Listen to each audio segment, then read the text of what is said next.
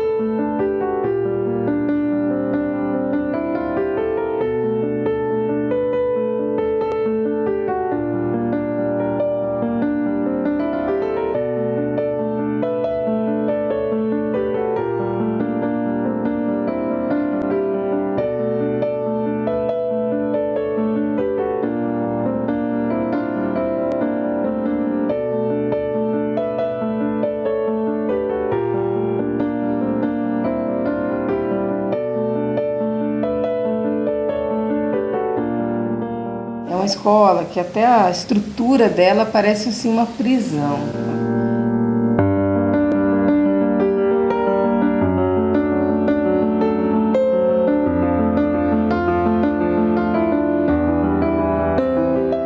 A minha categoria no estado é a O, né? Eu tenho uma carga horária de 12 aulas semanais, que eu considero bastante, né? Considerando todas as exigências, né, de docência, né, que são 12 horas dentro da sala de aula, mas você trabalha muito mais, né, extra sala, né. Eu sou professor, né, substituto, contratado pelo governo. Eu trabalho numa média de 6 a 7 horas por dia, né, dando aulas. Eu dou aula todo dia.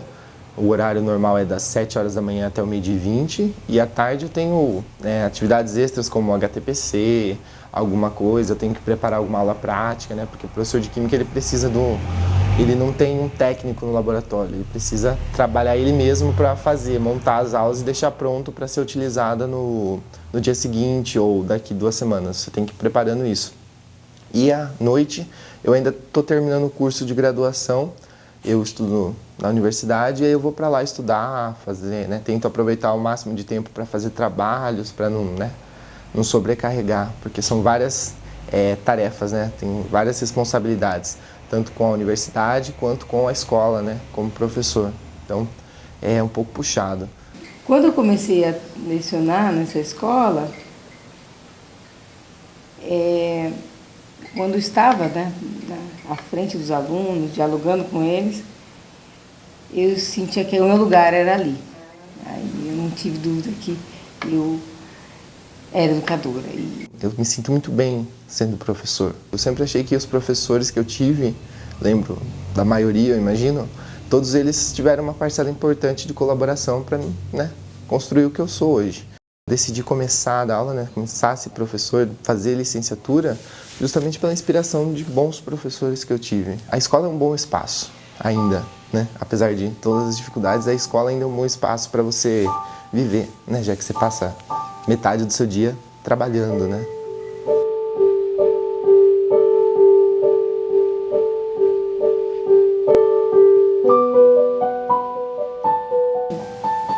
Bom, cheguei na escola, nem fui apresentada por nenhuma parte da gestão, de coordenação e direção, uma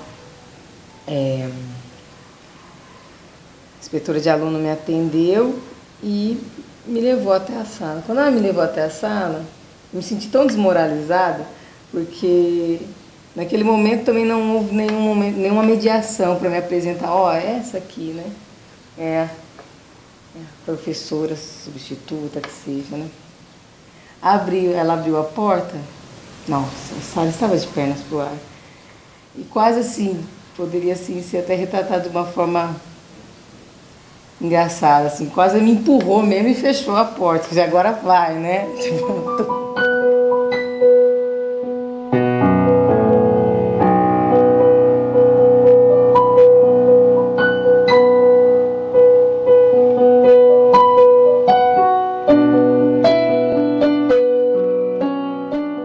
A escola tem a função de preparar o aluno para o vestibular, né? E eu já tenho um pensamento um pouco diferente. A escola prepara o aluno para a vida. A gente vê nas propagandas aí que as escolas estão equipadas. Mentira. Não estão. Não há computadores para os alunos trabalhando. E como você vai ser mais interessante o bonde lá das maravilhas, e o celular, o Facebook, se você não tem os recursos que fazem parte da cultura deles, né? Da cultura tecnológica, né?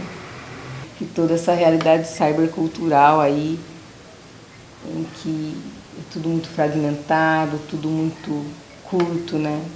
São textos curtos. Então eles não conseguem desenvolver textos.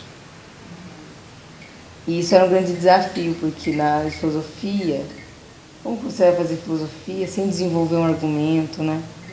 Sem construir, né, um texto que tenha uma coerência? Então, eu muitas vezes me via trabalhando como professor de língua portuguesa. É difícil porque você acaba pensando no prejuízo que o professor tem, né, de ter que lecionar uma disciplina que ele não conhece, que ele, né, uma aula que ele não preparou, e os estudantes, que acabam sendo muito prejudicados por não ter um professor detentor do conhecimento naquela disciplina. Então, é um pouco equivocado esse sistema, né, de você chamar um professor, imediatamente ele vai lá, comparece para dar uma aula de química, sendo que ele leciona língua portuguesa. Bom, a Secretaria Estadual de São Paulo, ela tem dois tipos de contrato, não é? Ela tem uma contratação dos professores efetivos, que são os concursados, e outra categoria que eles denominam de não efetivos, não é? Então, o que nos interessa olhar para esses professores não efetivos, porque eles representam uma parcela importante do conjunto dos professores do estado de São Paulo.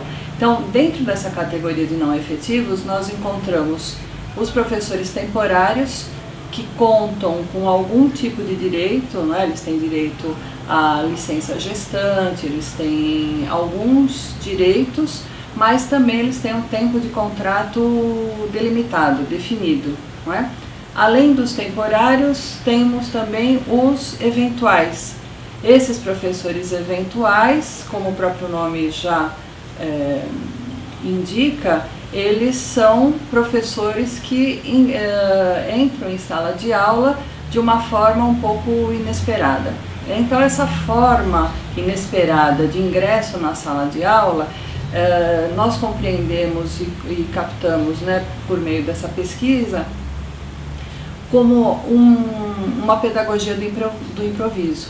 Não é? Isso porque nós encontramos durante a pesquisa alunos que ainda estão no início da sua formação na licenciatura, por exemplo. Tem um entrevistado que estava no segundo semestre de inglês e que ele obteve uma colocação como professor eventual, mas que na verdade ele precisava dar aula de sociologia e filosofia.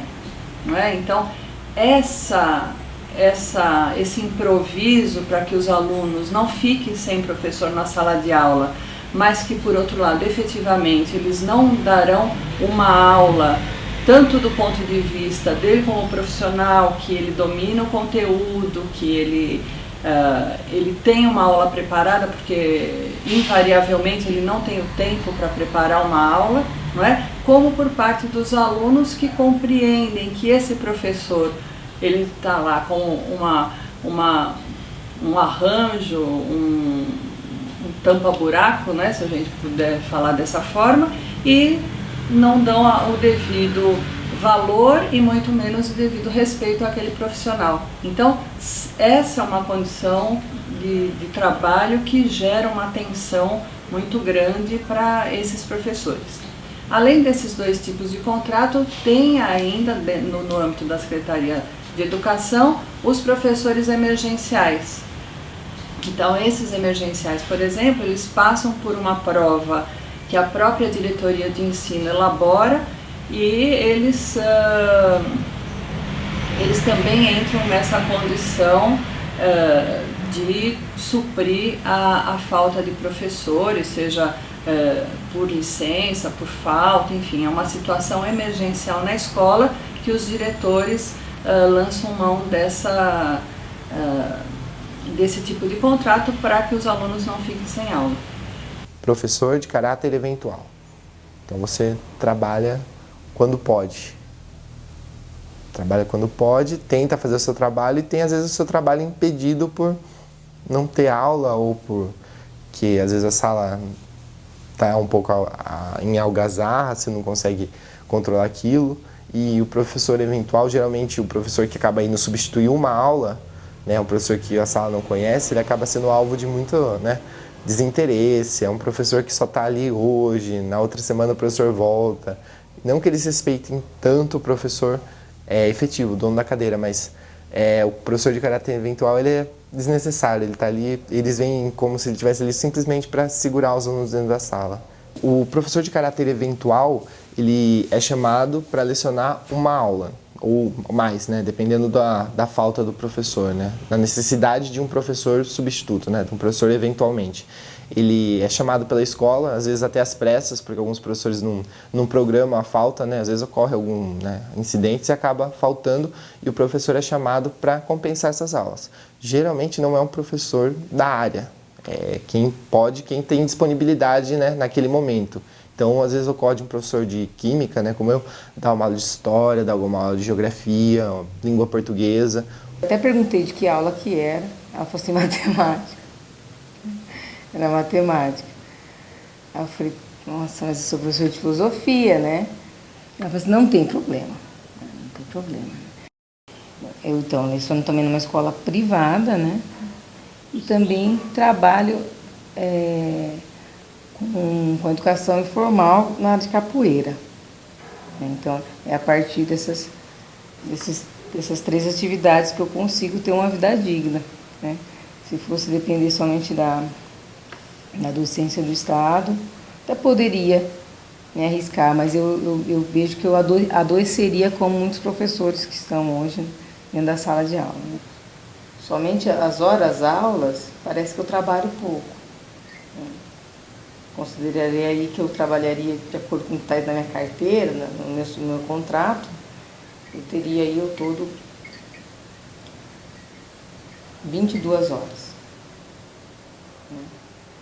Mas não, o meu dia todo é ocupado, das 7 da manhã às 5, 6 horas da tarde. Os professores, para ter um salário, né, que seja suficiente para sobreviver, sustentar os filhos, eles precisam trabalhar, pelo menos ter a carga completa de 40 horas, né? Em 40 horas a gente já sabe aí que você 8 horas por dia, fora as atividades que você desenvolve na sua casa, né? Que horário você vai corrigir a prova, né? Que horário que você vai desenvolver, preparar a aula, né? Que horário que você vai preencher o seu diário, né? Em todas com os seus cuidados, né? Porque dentro da sala de aula, muitas vezes você faz o básico, né? A chamada, né? Que você é cobrado pela chamada. Você não tem tempo para programar uma aula. Você tem que ir dar aula, mas você não teve um tempo para, pelo menos, dar uma retomada. Então você chega lá e tenta trabalhar, você tenta ser flexível, tenta tratar de assuntos comuns e às vezes nem sempre tão da disciplina que você está lecionando por falta de entendimento, mas que englobe uma ideia geral do que você está tratando.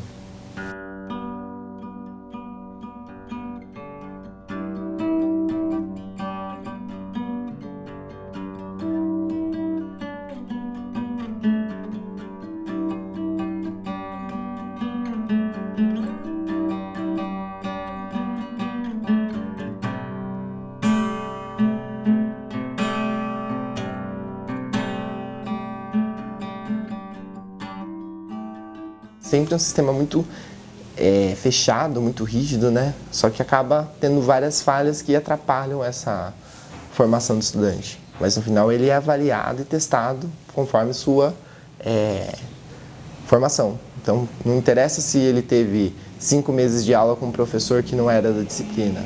Interessa que ele desenvolveu ou não desenvolveu a competência. Não interessa se ele é um aluno que escreve bem, um aluno que é inspirado, gosta de se comunicar. Não.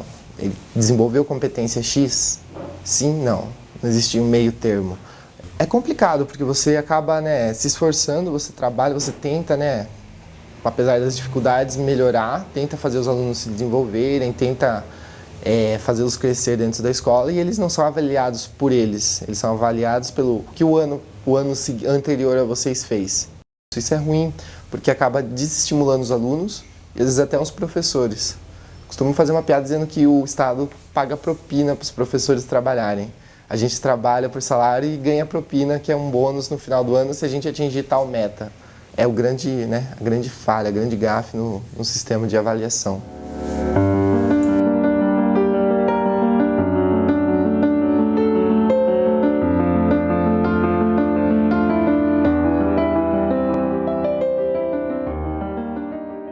Você precisa ser muito forte. Eu vejo uma sala de aula do ensino público com um campo de batalha, sabe? Eu acho que a gente está colhendo, está vendo os sintomas, né, de toda uma sociedade desorientada, né, dentro da sala de aula. A gente está vendo isso dentro da sala de aula. Conceitualmente, é tudo muito bonito, né? Na realidade, na unidade escolar, há impasses muito grandes, há atrasos. Nós recebemos, por exemplo, a apostila, a caderno do aluno, neste ano foi em maio. Foi em maio. Como assim? As aulas começaram em fevereiro. E eu vivenciei uma situação dessa, em que um aluno, ele era um aluno frequente, mas tinha uma nota muito baixa. Né? E a coordenação me questionou de que essa nota era muito baixa e não tinha uma correlação com a quantidade de faltas. Então, como que eu poderia avaliar um aluno com 2, que era a nota que eu havia dado, sendo que ele só tinha 2 faltas? Né? Então, ela me orientou que seria melhor eu alterar a nota dele, porque deixá-lo de recuperação iria me dar mais trabalho. Né? Eles acabam sendo subservientes a esse sistema e reproduzindo toda essa corrupção, o que é muito triste, porque o valor da educação, né, se dilui e a gente finge que está ensinando, muitas vezes. O aluno finge que está aprendendo.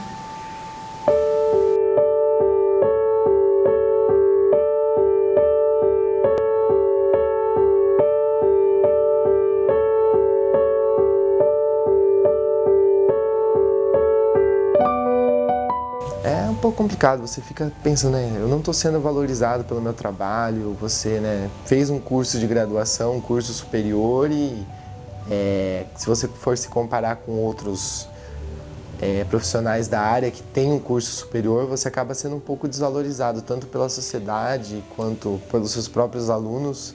Isso é complicado, né, porque você fala, nossa, estudei tanto, né, estudei por tanto tempo para trabalhar. E você, na universidade, você imagina a escola de outra forma, mesmo que você tenha saído fresco de lá, né, você já vivenciou a escola, no caso a escola pública, mas você volta esperançoso que você vai ter você vai conseguir lidar com isso, você vai conseguir contornar isso. Você até contorna com muita, né, força, muita coragem, muita boa vontade, mas existem problemas que você não consegue mudar dentro da escola. E aí você fala, nossa, não existe nenhuma receita mágica, não existe nenhuma metodologia perfeita, você tem que tentar ir se adequando, e aí você vai dando, né, dando seus pulos, tentando ser flexível e melhorar suas condições de trabalho, ainda que sejam um pouco difíceis. Por exemplo, você ficar 2 meses sem receber, você tem que se organizar, tem que fazer planejamento, tem que prever, né, quando você vai voltar a receber, às vezes até sem saber se você vai, porque, né, às vezes pode ocupar algum professor do seu cargo, algum professor muda para a cidade, ocupa o cargo que você era substituto, que você era eventual, e você acaba ficando sem aula. Aí você tem que buscar outras alternativas ou buscar, né, algum emprego de férias, alguma coisa para manter o ritmo, né, porque é complicado.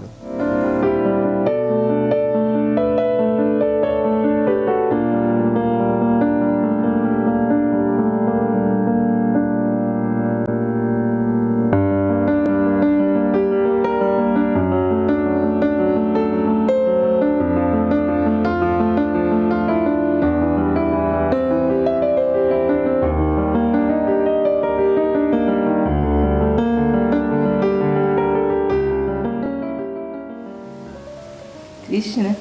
E eu acho, sabe o que é mais triste? Os professores reproduzindo isso, né? Se tornando subservientes. Mas aí a gente entra naquela questão, né? De toda essa física, desse poder aí, desse controle social. Que ela funciona muito bem, não pela opressão, né? O poder, ele funciona muito bem quando os próprios indivíduos reproduzem ele, né?